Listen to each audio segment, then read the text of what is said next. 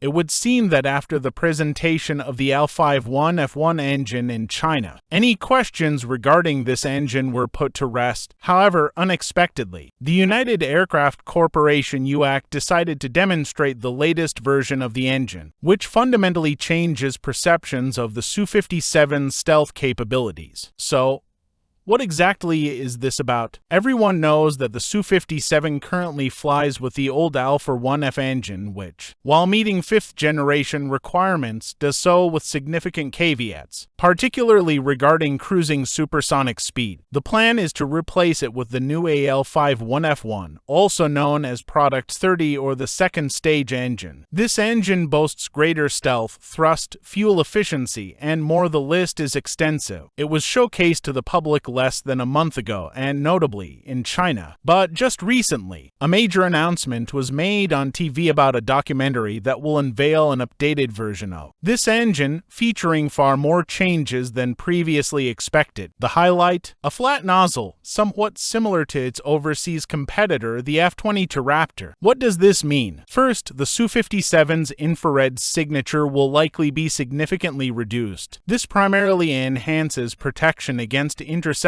equipped with their guided seekers, such as the American AIM-9 missiles, German Iris systems, and a significant portion of manpads and similar threats. However, this is just the tip of the iceberg, as the new nozzle also clearly works to reduce the aircraft's radar signature in the rear hemisphere, a known area of concern. While not critical, the new L51F1 could reduce detection ranges by 10 or even 20 kilometers. This makes for an intriguing engine, but it does raise a couple of subtle questions. For example, does this flat nozzle preserve the Su-57's supermaneuverability? It's clear that some changes are inevitable, yet the Su-57's primary advantage lies in its supermaneuverability, granting it a decisive edge against interceptors and in close combat with enemy fighters. We see two possible directions for this development. First, there might be two versions of the engine, a baseline model and the one shown in the documentary. The baseline engine would handle routine operations, serving as a cost-effective option, while the flat nozzle version might comprise a third of the future fleet, optimized for deep strike operations where stealth is paramount.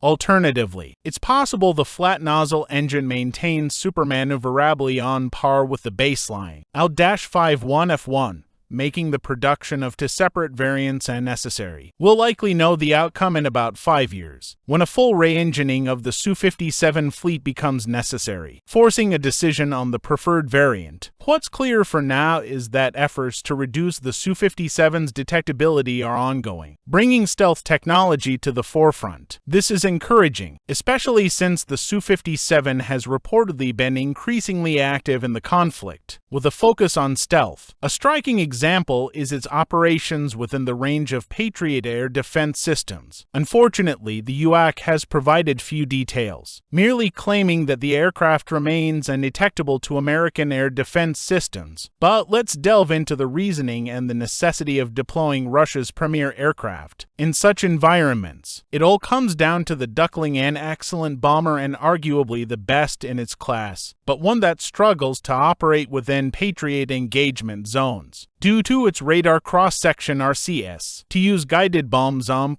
it needs to gain altitude the higher it flies, the farther the correction module can travel. However, this also makes it more visible to radar. The Su-34 is detectable by Patriot systems from 120 to 150 kilometers away, prompting interceptor launches. Such incidents have occurred, though bombers have managed to evade the missiles. The Su-57 operates on a completely different level. Its RCS is an order of magnitude smaller, making detection at such distances nearly impossible. Exact figures are hard to pinpoint, but the Su-57 can likely enter the 100 km engagement zone without risking detection. This is true even for the baseline version, with its less optimized RCS. Operational aircraft, especially those equipped with the AL-51F1, are likely capable of even more. Why is this necessary? The conclusion is straightforward: either hunting Patriot systems or conducting deep group strikes into enemy territory. The first option is particularly advantageous, as neutralizing a radar immediately clears the path for bombers and morons. For such missions, the Su-57 likely employs Kh-69 missiles.